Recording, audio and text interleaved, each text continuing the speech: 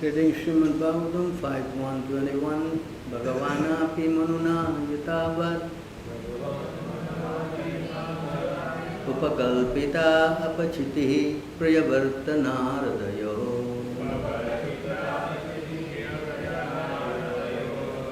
abhisamam abhikshami samanayoratmasam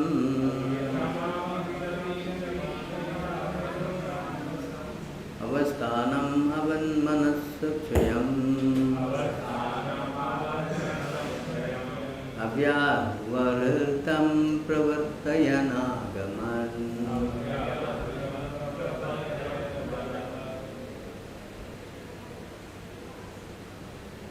Bhagavan, the most powerful Lord Brahma, Api, also, Manuna, by Manu, Yatavat, as deserved, Upakalpita Pachitihi, been worshipped, Priyavartanaradayoho, in the presence of Priyavarta and Narada, Avishamam, without aversion, Abhishamikchamanayoho, looking on, Arnasam, just suitable for his position, Avasthanam, who is the both, Avak Manasam, beyond the description of mind and words, Chayam, planet, Avyavaritam, extraordinarily situated, Pravartayan, departing, Agamat, return. Translation: Lord Brahma was then worshipped by Manu, who respectfully satisfied him as well as he could. Priyavarta and Narada also look upon Brahma with no tinge of resentment. Having engaged Priyavarta in accepting his father's request, Lord Brahma returned to his abode, Satyaloka, which is indescribable by the endeavor of mundane mind or words. Lord Brahma was then worshipped by Manu, who respectfully satisfied him as well as he could. Priyavarta and Narada also looked upon Brahma with no tinge of resentment. Having engaged Priyavarta in accepting his father's request, Lord Brahma returned to his abode, Satyaloka, which is indescribable by the endeavor of mundane minds and words. Taught by Divine Grace, A.C. Bhaktivedanta Swami Srila Prabhupada. Manu was certainly very satisfied that Lord Brahma had persuaded his son Priyavarta to take up the responsibility of ruling the world. Priyavarta and Narada were also satisfied, although Brahma had forced Priyavarta to accept the management of worldly affairs, thus breaking his vow to remain brahmachari and completely engaged in devotional service. Narada and Priyavarta did not look upon Brahma with resentment. Narada was not at all sorry that he had been frustrated in making Priyavarta a disciple. Both Priyavarta and Narada were exalted personalities who knew how to respect Lord Brahma. Therefore, instead of looking upon Brahma with resentment, they very feelingly offered him their respect. Lord Brahma then returned to his celestial abode known as Satyaloka, which is described here as being impeachable and being unapproachable by words. It is stated in this verse that Lord Brahma returned to his residence, which is as important as his own personality. Lord Brahma is the creator of this universe and most exalted personality within it. His lifetime is described in the Bhagavad Gita 8:17. Sahasra Yuga Prayantam Ahayat Brahmano Vidu. The total duration of the 4 yugas is 4.3 million years. When this is multiplied 1,000 times, it is equal to 12 hours in the life of Brahma. Therefore, we cannot factually comprehend even 12 hours of Brahma's life, to say nothing of the 100 years that constitute his entire lifetime. How then can we understand his abode? The Vedic literatures describe that in Satyaloka there is no birth, death, old age, or disease. In other words, since Satyaloka is situated next to Brahmaloka or Brahman effulgence, it is almost as good as Vaikuntha Loka. Lord Brahma's abode is practically indescribable from our present status.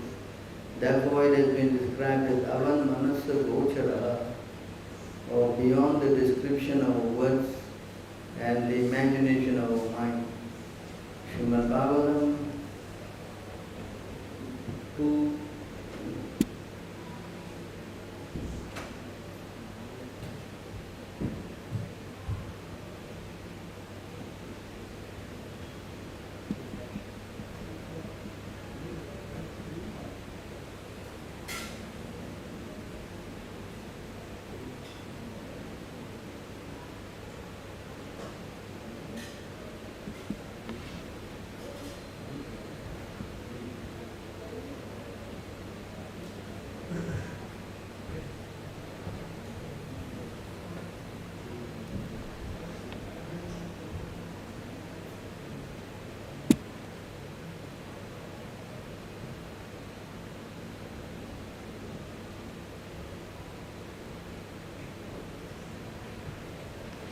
The time of the final devastation of the complete universe, at the end of duration of Brahma's life, a flame of fire emanates from the mouth of Ananta, from the bottom of the universe.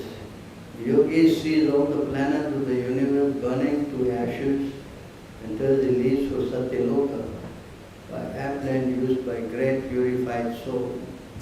The duration of life in Satyaloka is calculated to be 311 trillion 40 billion years. It is indicated here that the residents of Mahaloka, where the purified living entities or demigods possess a duration of life calculated to be 4 billion 320 million solar years, as airship by which they reach Satyaloka, the topmost planet of the universe. In other words, the Srimad Bhagavatam gives us many clues about other planets far, far away from us, which modern planes and spacecraft cannot reach.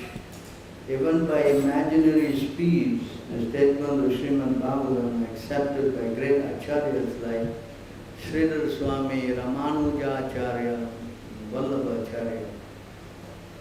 Sri Chaitanya Mahaprabhu specifically accepts Srimad Bhagavatam as the spotless Vedic authority, and as such, no sane man can ignore the statement of the Srimad Bhagavatam. When it is spoken by self-realized soul, Srila Sukadeva Goswami, who follows in the footsteps of his great father, Srila Vyasadeva, the compiler of Vedic literatures. In the creation of Lord, there are many wonderful things we can see with our own eyes every day and night. But we are unable to reach them equipped by modern materialistic science. We should not, therefore, depend on fragmentary authority of materialistic science for knowing things beyond the range of scientific purview. For a common man, both modern science and Vedic wisdom are simply to be accepted because none of the statements, either of modern science or Vedic literature, can be verified by him. The alternative for a common man is to believe either of them or both of them. The Vedic way of understanding, however, is more authentic because it has been accepted by the acharyas, who are not only faithful and learned men, but liberated souls without any of the flaws of conditioned soul. The modern scientists, however, are conditioned so liable to so many errors and mistakes. Therefore, the safe side is to accept the authentic version of the Vedic literature like the Srimad Bhagavatam, which is accepted unanimously by the acharyas.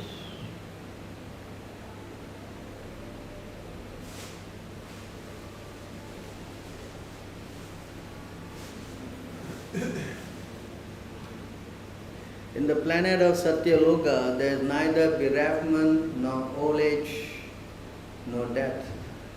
There is no pain of any kind, and therefore there are no anxieties. Save that sometimes due to consciousness, there is feeling of compassion for those unaware of the process of devotional service, who are subject to unsurpassable miseries in the material world. So, foolish men of materialistic temperament do not take advantage of successive authorized knowledge. The Vedic knowledge is authorized and is acquired not by experiment, by authentic statements of the Vedic literature, explained by bona fide authorities. Simply by becoming an academic scholar, one cannot understand the Vedic statement. One has to approach the real authority who has received the Vedic knowledge by in disciplic succession, as clearly explained in the Bhagavad Gita 4.2. Lord Krishna affirmed that the system of knowledge, as explained in the Bhagavad Gita, was explained to the Sangha, and the knowledge descended by disciplic succession from the sun god to his son Manu, and from Manu to King Ishwar, to the forefather of Lord Ramachandra, and thus the system of knowledge was explained down the line of great sages, one after another. But due cause of time, the authorized succession was broken, and therefore just to re-establish the true spirit of knowledge, the Lord again explained the same knowledge to Arjuna, who was a bona fide candidate for understanding due to this being a pure devotee of the Lord. How Arjuna understood the Bhagavad Gita is also explained, but there are many foolish men who do not follow in the footsteps of Arjuna in understanding the spirit of Bhagavad Gita. They create instead their own interpretation, which are as foolish as they themselves, and thereby only help to put a stumbling block on the path of real understanding, misdirecting the innocent followers who are less intelligent of the sutras. It is said that one must become a Brahmana before one can understand the Vedic statements. And this stricture is as important as the stricture that no one shall become a lawyer who has not qualified himself as a graduate. Such a stricture is not an impediment on the path of progress for anyone and everyone, but is necessary to prevent unqualified from spreading this misunderstanding of particular science. Vedic knowledge is misinterpreted by those who are not qualified brahmanas. A qualified brahmana is one who undergoes strict training under the guidance of a bona fide spiritual master. The Vedic wisdom guides us to understanding our relationship with the Supreme Lord Sri Krishna and to acting accordingly in order to achieve the desired result of returning home back to Godhead. But materialistic men do not understand this. They want to make a plan to become happy in a place where there is no happiness. For false happiness, they try to reach other planets either by Vedic rituals or by spacecraft. But they should know for certain that any amount of materialistic adjustment for becoming happy in a place which is meant for distress cannot benefit this misguided man, because after all, the whole universe with all its paraphernalia will come to an end after a certain period. Then all the plans of materialistic happiness will automatically come to an end. Intelligent person therefore makes a plan to return home back to Godhead. Such an intelligent person surpasses all the pangs of material existence like birth, death, old age, and disease. He is actually happy because he has no anxiety of material existence. But as a compassionate sympathizer, he feels unhappiness for the suffering materialistic man. Thus he occasionally comes before the materialist man to teach them the necessity of going back to Godhead. All the bona fide Acharya preach this truth of returning home back to Godhead and warn man not to make a false plan of happiness in a place where happiness is only a myth.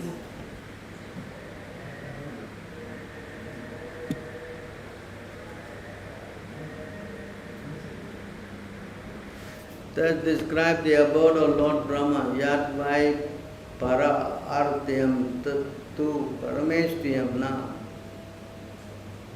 yatra soko na jara na mrityu matir na chot vega. In Satya Yoga, where one can remain situated for many millions of years, many millions and billions of years,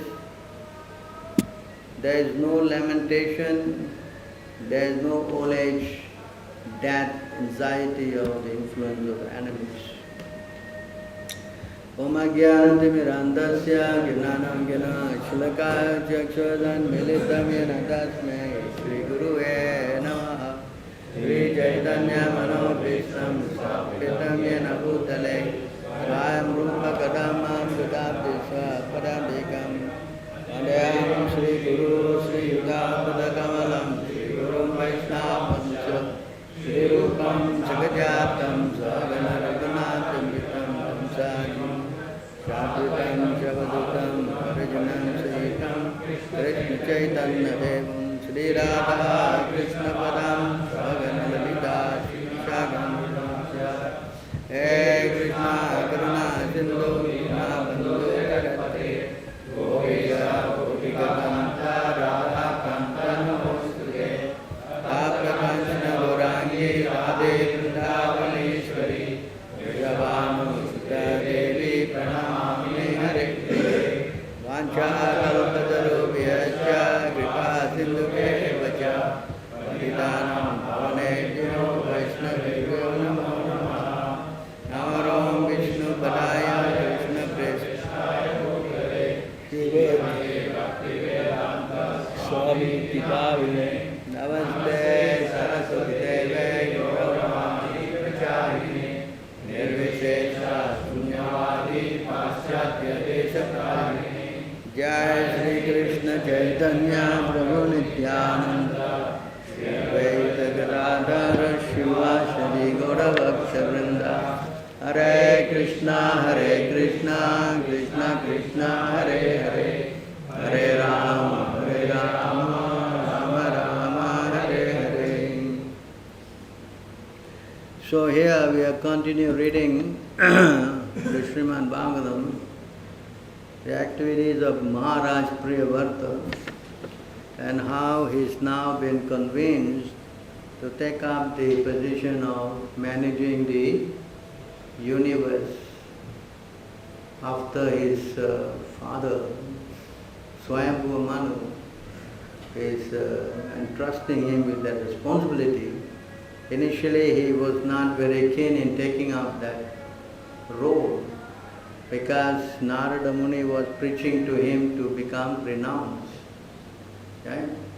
So the three of them were talking and Priyavarta was not accepting his father's order. And then Lord Brahma came down. So when Lord Brahma came, he said this,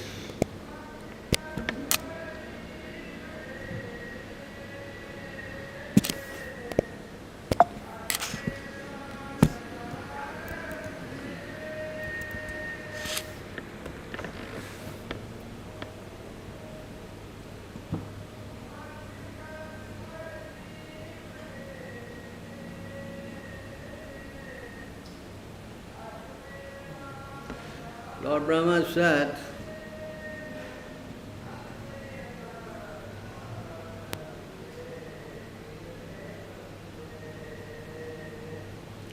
Lord Brahma said, the Supreme Person within the universe said, my dear Priyavarta, kindly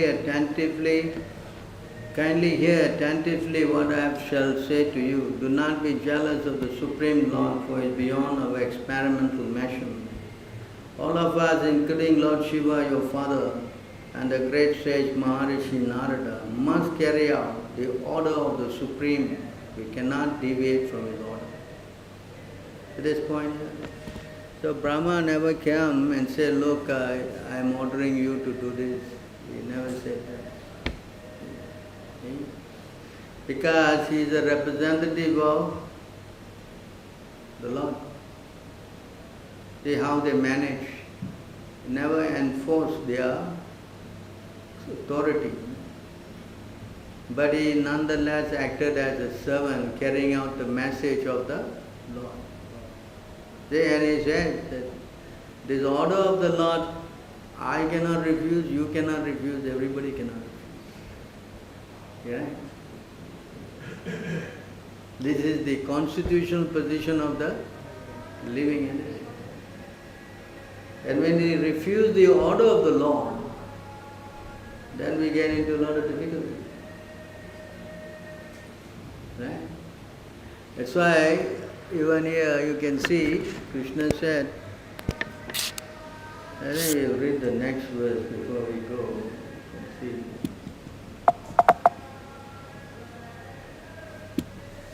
Just to refresh our memory.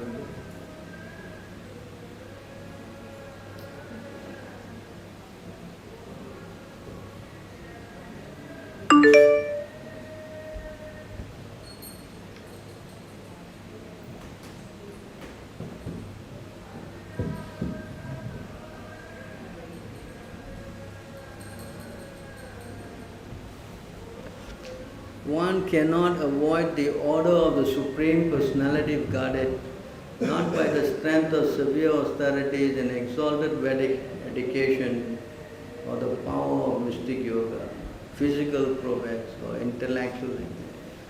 Nor can one use his power of religion, his material opulence or any other means, either by himself or with the help of others, to defy the order of the Supreme Lord.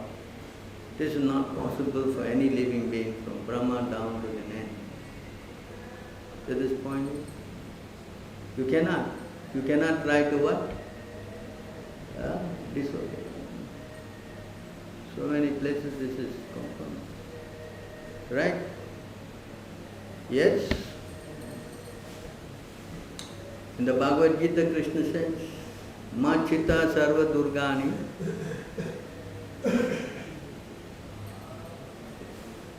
No? Hello? What? Huh? What is that? Why is this thing working so slowly?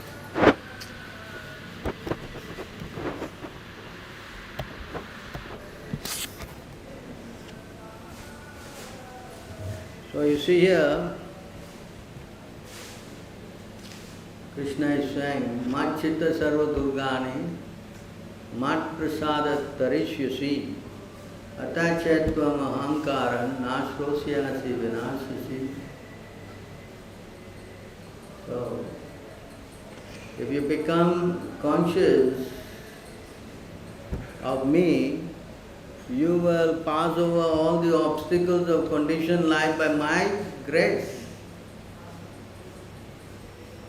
If, however, you do not work in such consciousness, but act through false ego, not hearing me, you will be lost. Huh? Correct? So you cannot say, I don't want to do. You understand? So if you don't do, Krishna says, if you do, you follow, you will be okay. I'll help you go through all your trouble. But if you don't, then you will be finished. Yes? Right? So these words of God are called what? Shastra Vitti. Shastra means what? Instruction given by. So you cannot try to transgress the Vedic injunction. That's not possible. See what happens, it says here, I'm sure you know.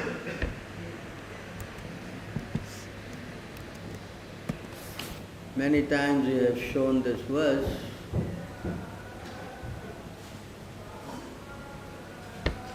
Ya Sastra Vidim,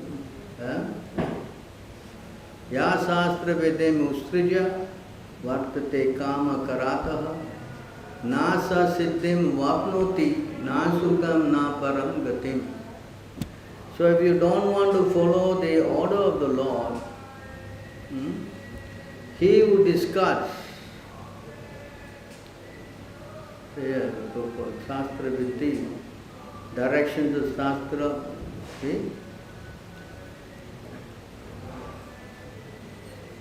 He who discards scriptural injunction and acts according to his own whims, attain neither perfection nor happiness nor the supreme destination.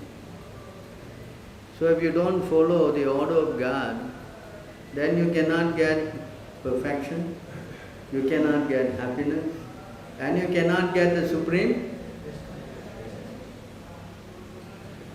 Understand? You see how it works? So here, it also explained here,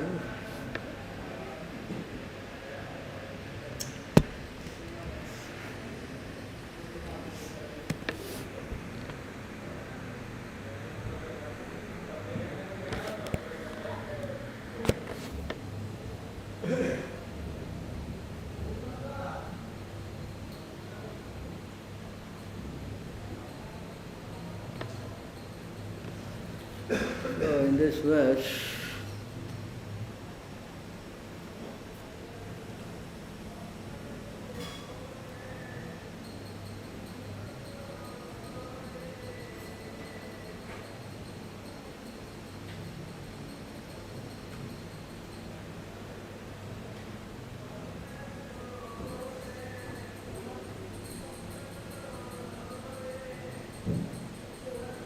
so here you can see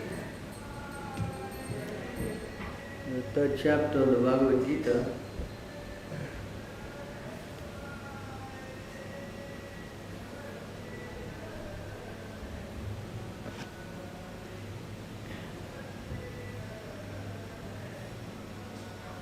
Yemi matam idam nityam anutistanti manavaha Sadavanto anusuyanto muchyante tepi karmabhi. Krishna is speaking here. Those persons who execute their duties according to my injunction and who follow this teaching faithfully without envy become free from the bondage of fruitive action. It's the same point. This is spoken by the Lord. Those persons who execute their duty according to my injunction, that means what? On my direction. And who follow the teaching faithfully without envy become free from the bondage of fruitive action. Then you see here, it is saying the next line.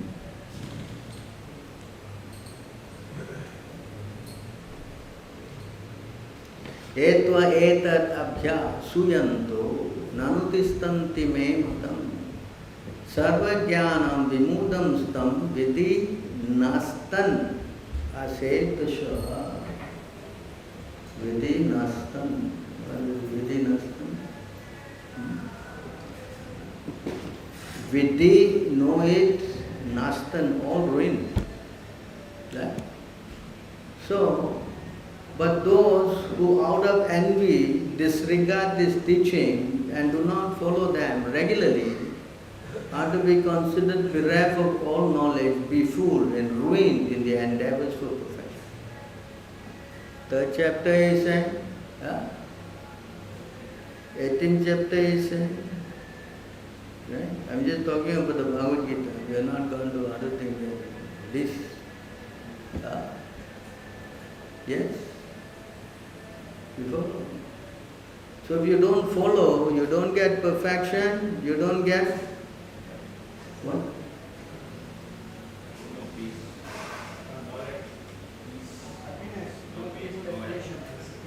What? Na siddhim, no perfection, na sukham. You cannot get that. Na parangatim, you cannot. And here Krishna said also the same thing. Without it, you become befooled, ruined. You become befooled. Yes? Hello?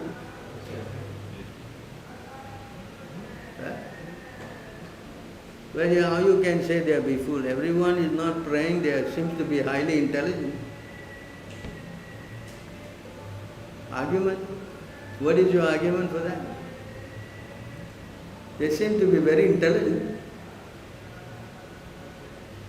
Huh? What is the argument for that? Huh? Because of remote of nature, influence of remote of nature, mechanical action. Remote. It seems to be doing very well. You saying one thing and one thing. People will ask you this question, what do you say? You also going and working with them? Correct? You are happy what? You are running every day? Correct? So it doesn't seem that they are befooled. Yes. So how you answer this question?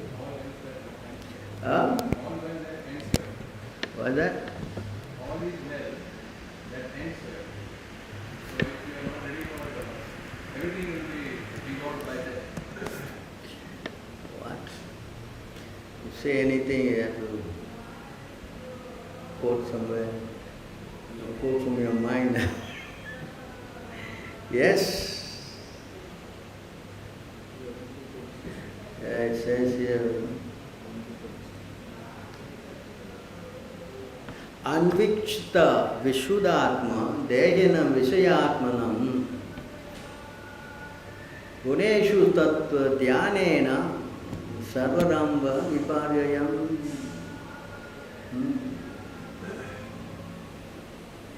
A purified soul should see that because the conditioned souls who are dedicated to sense gratification have falsely accepted the objects of sense pleasure as truth, all their endeavors are doomed to failure. You can see, temporarily you can see things, but ultimately it will all fail. Understand? Cannot? Everything in the material world has a beginning and has an especially passionate activities. Initially, pleasure. In the end, it is a lot of pain. So you see, it's explained here. It's explained by Lord Krishna. So because we are bewildered, that we are thinking that, no, very nice. Even Prahlad Maharaj also said this, material activities. I was reading, you can see here, even all these material activities,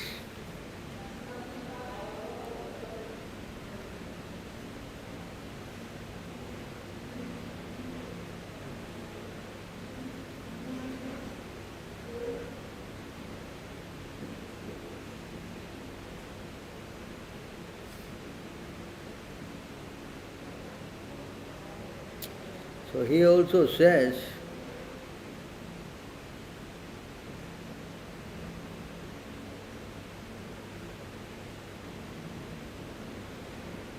that if you engage in this economic development, religion and sense gratification, They all are material. Hmm?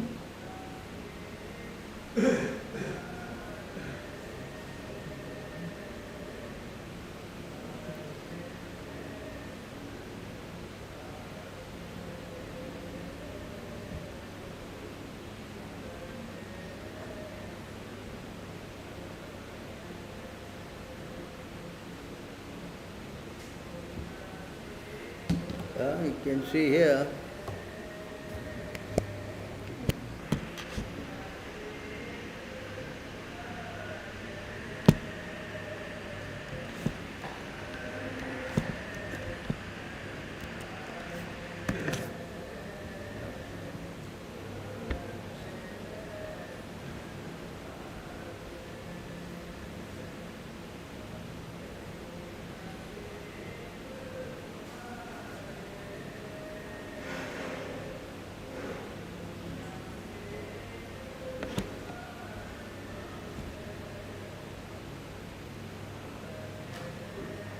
My dear friends, O sons of demons,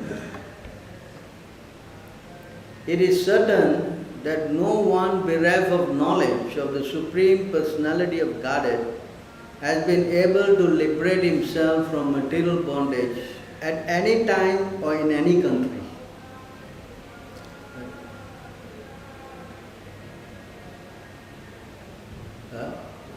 So if you go and engage yourself in all these activities, you cannot come out of that. It says here by Prahlad Maharaj.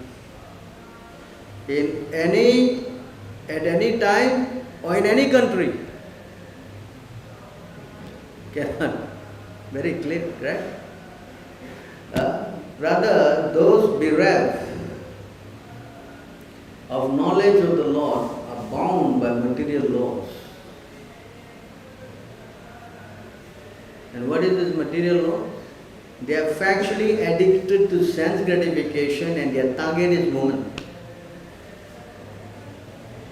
Is it not? If you go to your office, what picture they hang? Krishna. What picture they hang? Prabhu? Tell me. No picture. What picture? All the naked women. Correct? Is it? Saying it is written millions of years ago. Right? The target is what? Yes. Indeed, they actually play things in the hands of attractive women. Victimized by such a conception of life, they become surrounded by children, grandchildren and great-grandchildren, and thus they are shackled to material bondage. Those who are very much addicted to this conception of life are called demons. Therefore, although you are sons of demons, keep aloof from such person and take shelter of the Supreme Personality of Godhead, Narayana, origin of all the demigods, because the ultimate goal for the devotees of Narayana is liberation from material existence, from the bondage of material existence. Now we have to understand this. Temporary, you can see they may be so-called successful, but the end result is, that's why Prahlad is saying the real thing is to get out of this entanglement. Okay?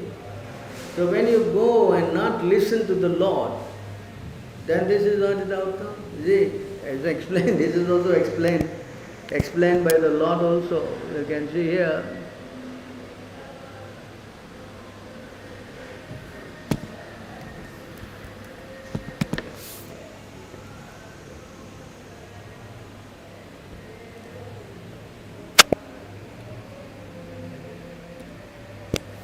In this verse, evam pravartitam chakram anuvarta yatihaya agayor indraya ram mogam partha sajivati. Again, same point you can see here. My dear Arjuna, one who does not follow in human's life the cycle of sacrifice thus established by the Vedas certainly leads a life full of sin. In other words, if you don't follow the teachings of the Lord, you don't follow His instruction, just now we say you'll be lost, correct? And we say you won't get perfection, you won't get happiness, you won't get nothing, correct? Yeah. Yes? Yes or no? And now here Krishna is saying that if you don't follow, you will be leading a life full of sins. You understand? Huh? Are you following me? Are you following me? Yeah? So in other words, you become sinful. Of course, if you're going to be ruined, you will be sinful. Correct? One who does good cannot be overcome by evil. Krishna said also that. Bhagavad Gita 6:40. Kalyana Krit, you know. But one who does nonsense, how he does nonsense? Because he don't follow the teachings of God. You understand? If you don't come here, then you will be doing nonsense. Let's take our life. If we didn't come to Krishna, what will we be doing now? All kind of nonsense. Yes or no? That's it, Krishna is confirming here. If you don't come to me and listen to me, you will do nonsense. You will do what? Nonsense. Sinful. When you do sin, what happens? You go back to Godhead. Huh? You go back. Where you go?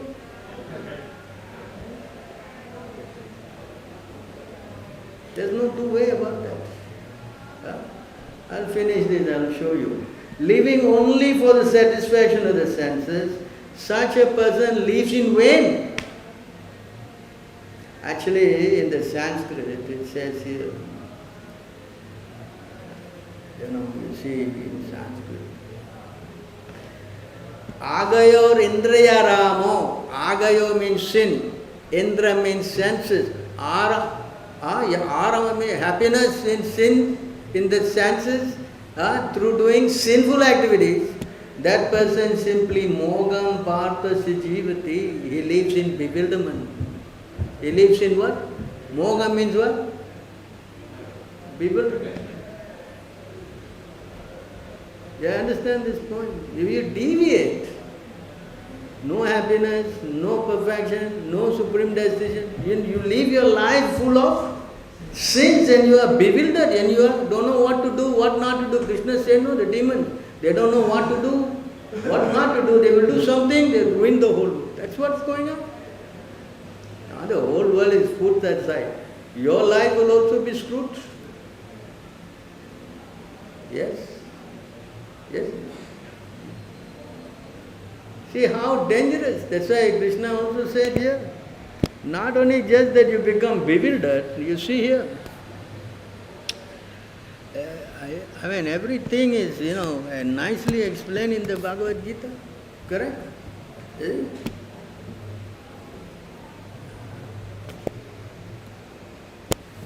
Because there are so many other verses on this point, but we just go on to this. Moga asa, moga karmana, moga jnana, vishetasaha, rakshasim asurim chaiva, prakritim mohinam shritaha. You know these verses, can you imagine? It's not that you become bewildered. Oh yeah, I am bewildered, okay. No. You see, what does it say? Moga asa. What does moga means? Bewildered. Asa means what? Hope. Hoping. That means your hopes are becoming bewildered. Moga karmana. What is karmana? Work. Your work also become bewildered. And then moga, knowledge, also bewildered. In this way your mind becomes completely vishetasa. And not only that, people watch over but you see here, Rakshasim asurim chaiva. Prabhu, what is Rakshasim?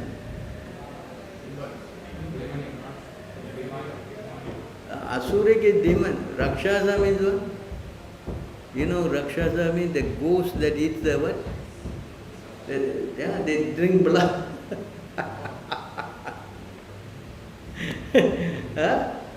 Prakriti mohinim stritaha. See, Prabhu. Yeah? Right?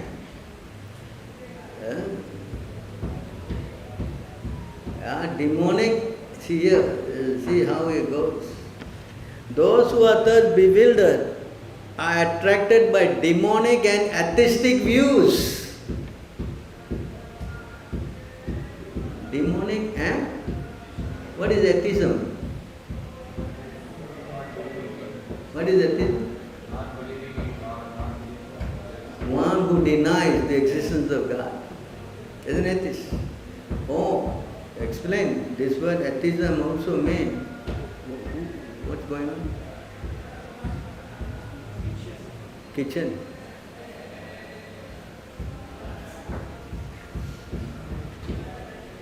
Maybe they are cooking, Prabhu, it's alright. Anyway, what to do?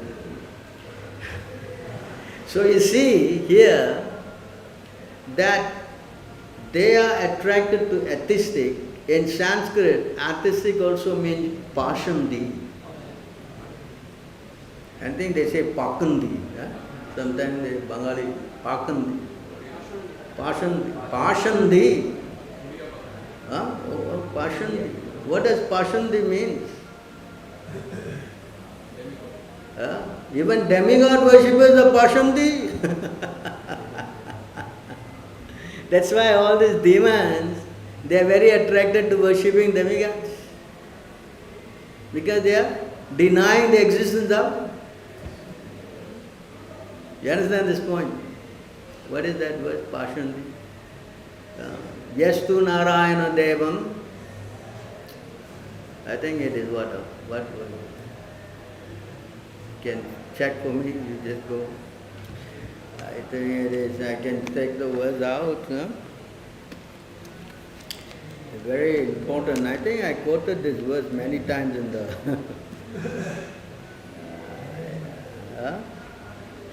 in the class, I think. Huh?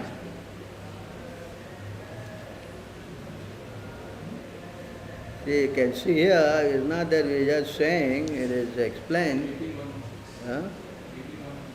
18,116. See here.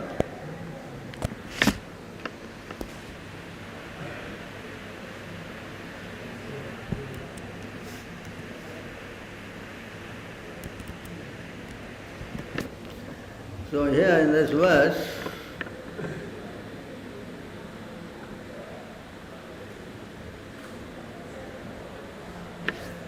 a foolish person who says that the Supreme Personality of Godhead is the same as the living entity is an atheist. All the Mayavadis all say this. All the Mayavadis, they say like that, you and God are one. Yes? And he becomes subject to punishment by the superintendent of that Yamaraj. Purport.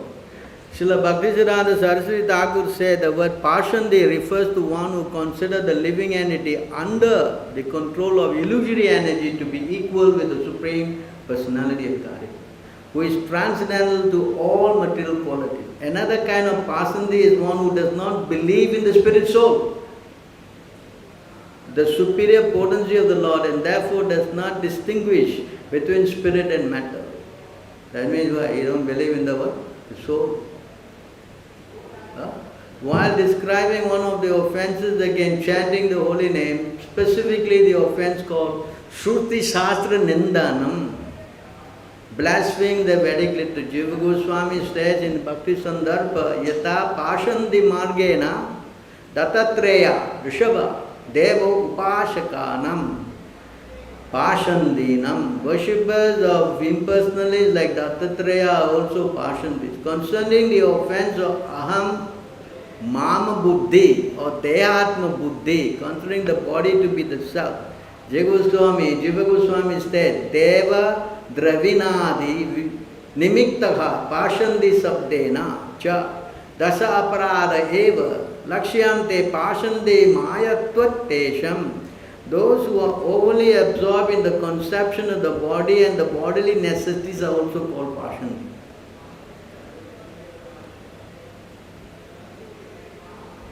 See? The definition of Pashandi, how much is definition? It's not just that he's an atheist. Correct? Elsewhere in Bhakti Sandarbha it is stated, Udishya devata eva juhoti cha dadati cha sapasandi iti vikyeha swatantro vapi karmasu. A Pashandi is one who considers the demigods and the Supreme Personality of Godhead to be one. There is another Pashandi. One who considers the body as everything is a Pashandi. One who doesn't believe in the soul is a Pashandi. One who wants to enjoy the senses is also a Pashandi. And now anyone who thinks that the demigod and Krishna are the same, he is also Pashandi.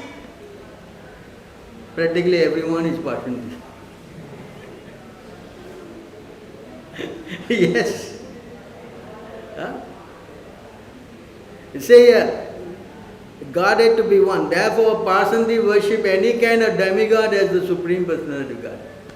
Yes, practically the Hindus all come in this category. Yes or no? Yes? One who disobeys the order of the spiritual master is also called a Pashandi. This is a very important point. One who disobeys the order of the Guru is called a Pashandi. Can you cut this and send to all the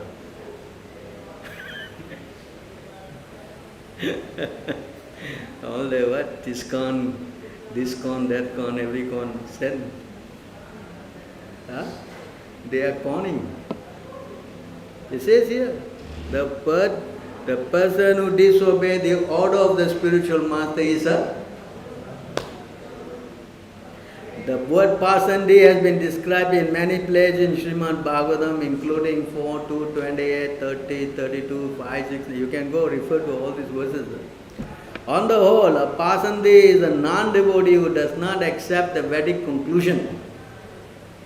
In the Haribhakti Vilas, there's a verse quoted from the Padma Puranam describing the Pashandi. Sri Chaitanya Mahaprabhu quotes this verse in the following text. This is the verse that I was referring. Yastu Narayana Devam Rama Rudradi Devatahe Samatvenaiva Vishaktaha Sa Pashandi Bhavat Dhruvam.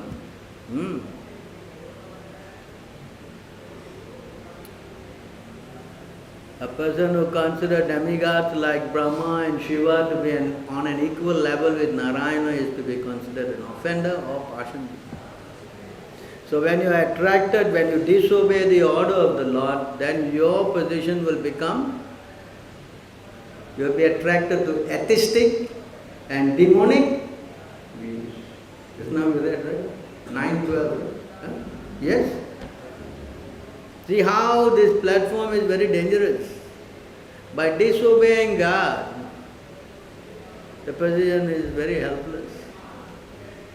There is nothing good can come. Correct? Yes? That's why Narada Muni and Priyavrata, they don't make the mistake. And Brahma is using the word, it's an order from the Lord. That you cannot deny, I cannot deny, nobody can deny. And if you deny, the consequence I have explained. Yes? See how dangerous it is. How dangerous it is. Yes? No. So in other words, you have no choice. Your choice. Well, I don't want to do. You don't want to do what? What? Correct? In other words, if you don't want to do, you are considered a fool. Be fool, Krishna said that you are going to be fool. So I don't think, I'm running out of time. I will just only explain this part only because the whole purport has got about Lord Brahma's boat and all that. I think that we read already. So my point is this. That's why Narada Muni, they don't make the mistake. When Brahma told him that, he never, why you can come and say, I'm preaching to him, no, why you come and disturb me? I mean, why you go and mind your business? Did Narada Muni speak like that? Did he say like that? He says here in the book, I accept it. No, we are satisfied. Why? Because the order of God. Understand? You cannot try to transgress the order of God. That nobody can transgress. Even Brahma says in subsequent verses, nobody, no, not me, no Shiva, nobody can. You understand? Nobody can do that. So he was happy. No, if the order of God, I'm happy. See, like I was thinking about this example of the Yamadutas, When the order of God, Yamaraj was to pick up Ajamil, correct? They went there to pick him up. But then the Vishnudutas came because he chanted Narayana. And they foiled the attempt. And when they got very upset because the order was foiled. And they ran to see Yamaraj. So who are you? What kind of authority you have? They challenged him. Actually, Prabhupada was writing the purport. They were upset.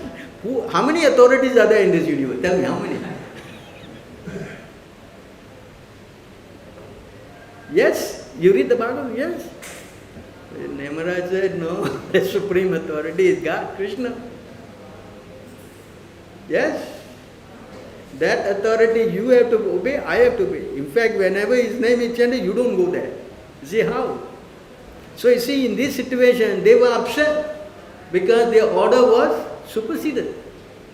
But here, the order was given and he was superseded too, but they accepted with folded hands. So of course, they all were Mahabhagavata. Brahma was Mahabhagavata, Narad is Mahabharata, Priyavrata also Mahabharata, and Swayambhu also all. So you can see how the Mahabharatas think and how the Yamudutas think. Even Daksha Prajapati, he got upset when Narada convinced because Narada wanted to make brahmachari. So he made, 10,000 and then 1,000, he made all. And Daksha got fused. You see the verses, you're not sadhu, I'm sadhu. What kind of sadhu you? Young boys who don't even know what is the meaning of life, you're preaching them to all these things. They never even nothing. Why you do all this kind of thing? He was very upset. They can see the difference because he was self-gratified. So he cannot understand the idea of renunciation. Here, yes, he was told to go back. You go and become a householder. They are not upset. Why? Because it's an order of the Lord. So similarly, we must learn from today's class, you can see that you cannot transgress the order of God. That's not possible. If you try to do that, life will become. You can see 99% of people, or you talk to them, anyone you talk, what they will vomit out. If they know you a little bit, what they will tell you? I got this problem, that problem. No end. Because that, Krishna says, Dukhalyam Ashasukam. You are not going to find happiness here. That's not possible. It's not possible. The only way you can find happiness, how?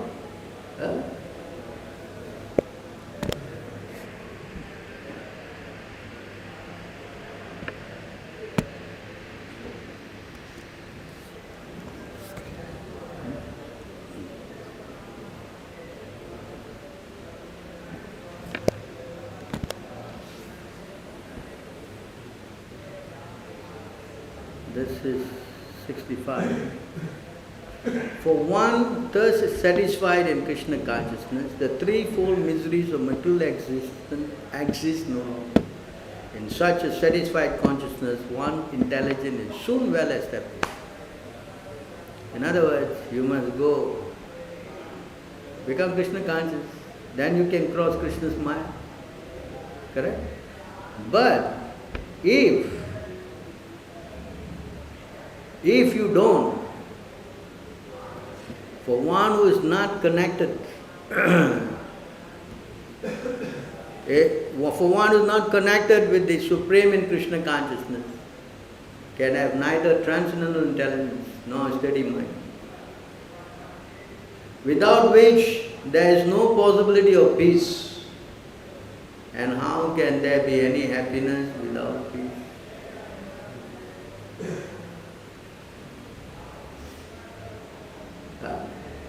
If you are not connected to who? Not connected to? So if you want to disconnect, I think it's going to be a very, very dangerous mistake. And now I show you, I forgot this verse. If you get into sense gratification, you get to sense gratification, Krishna says here, Aneka chitta vibhranta. You know, this word is common among your language, vibhranta. Correct? Right? What is vibhranta? People? Just now we read, moha is vibhranta. Correct? Now it is vibhranta. You know, when you say vibhranta means what? You haunted or you completely gone. Vibhranta means worse, you know. It's, yeah? Yes? Hello? Then what he says? Moha jala samamvritaha. When you aneka chitta vibhranta completely gone, and moha, again this word, what is this moha? Moha jala. Jala means net. Samamvrita, completely covered by this net of bewilderment. Why? Prasakta, attachment for kama bhogeshu. Why? All this bewilderment and all this, why? Because attachment for kama bhogeshu. Patanti means what? Narake means what? Asucha means what? Unclean. See?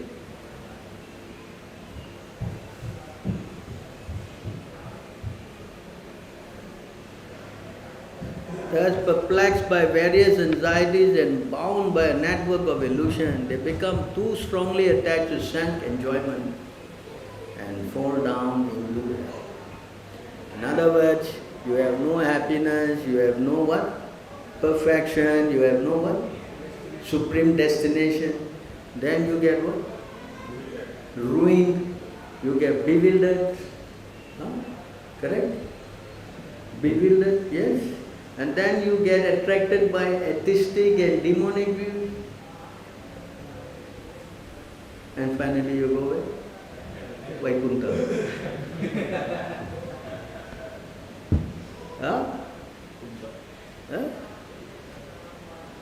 Understand? You see how dangerous this platform is. That's why devotees were sensible. No. If Krishna say, Guru say, no question asked.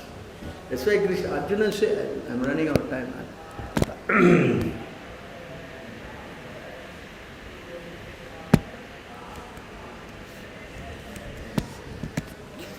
I'm really sorry I'm holding you up more. I have to show you this verse anyway.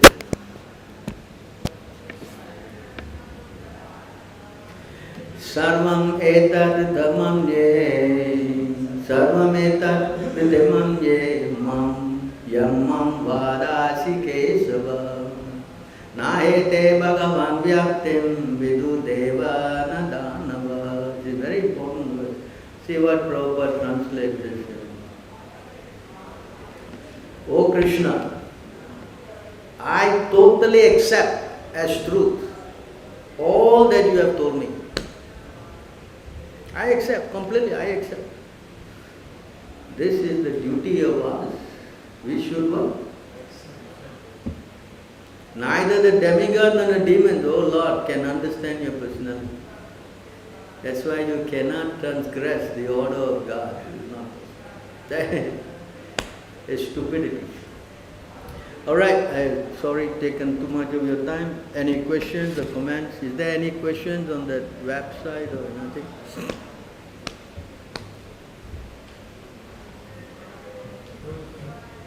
In this purport, right, they said Ramaloka don't have death. But in 1816, they say Ramaloka. They are dead. When Hiranyakashipu asked this, I want to be immortal. You can go to that verse. Let's go. You can read. It is in 7:4. When he went to see Brahma, 7:3 or 7:4?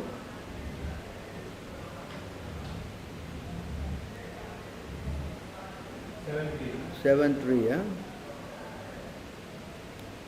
So,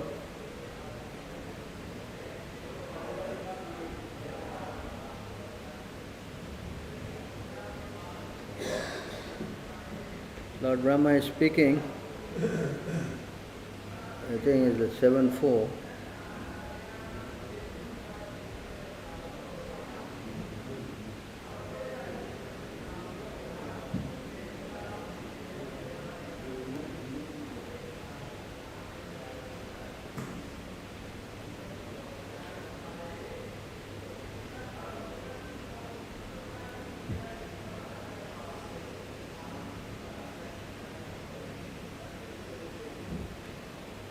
Says there that although we don't die like an ordinary man, no?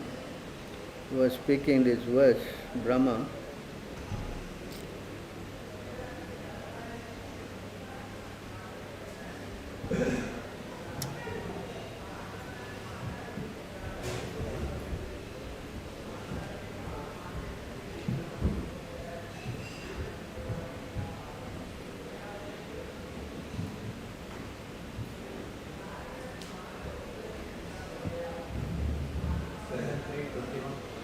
Huh? 21.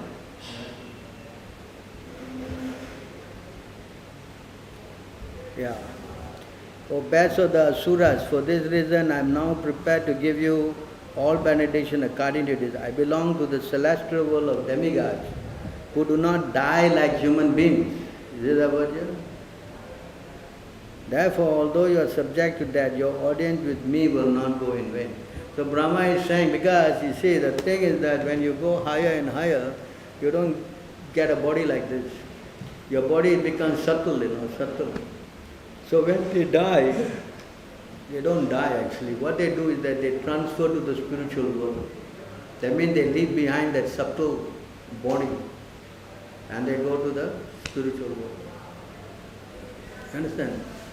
Because our body, gross, but they don't have that kind of gross. Different. Just now we read, the verse, not subject to birth, death, old age, disease, right? Brahma Loka. Not the same like us.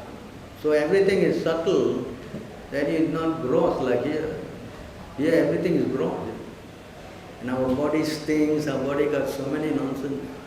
Their body, when it's subtle, where is the question? You understand? That's why their body is called. It's not transcendental. Whereas Krishna's body is transcendental. That is even more. You cannot imagine. But it is still made of Panchabhuta. Huh? It is still made of matter. No. It's spiritual, subtle. Mind, intelligence, ego. The gross body we have the gross body. That's why we are human. Even the ghosts don't have a gross body. They are subtle. Demigods are higher than them. If the ghosts got a higher body, the demigods will have a body like us. Their body also. That's why they can travel anywhere, go here, go there. Why? Because our body cannot do that. They try to go. They have not gone anywhere. They just gone some 600 miles above earth. And even there they cannot stay. The most to stay is only 6 months. After that they must come down. Otherwise they will die because radiation. Can you imagine how much restriction is there? You understand?